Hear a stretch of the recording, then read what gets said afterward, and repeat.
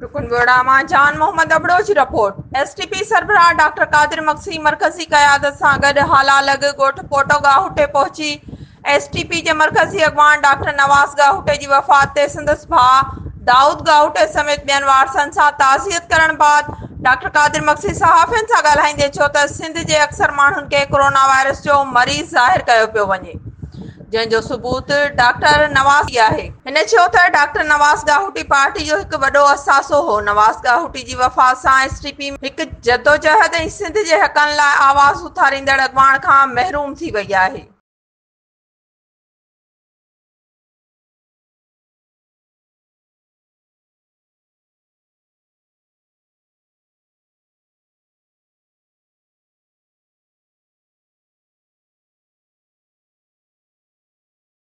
जिंदा रहंदो इंशाअल्लाह।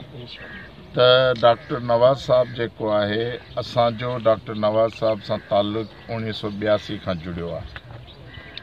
1982 खां तक़रीबन 38 सालनि जो ताल्लुक़ आहे, जंहिं ताल्लुक़ में इंसान जी ख़ूबियुनि ख़ामियुनि कमज़ोरियुनि ओणाइनि खां चङाइनि खां सभिनी शयुनि खां वाक़िफ़ थींदो आहे।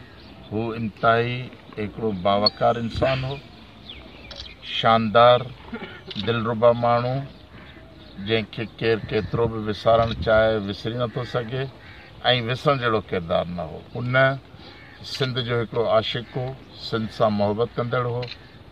हुन जंहिं ज़माने खां ॿारपण जी जेका कॉलेज जी लाइफ आहे, ज़िंदगी आहे, मैट्रिक पास करे ऐं फस्ट ईयर इंटर जे कॉलेज वारे ज़माने में दाख़िल थियो,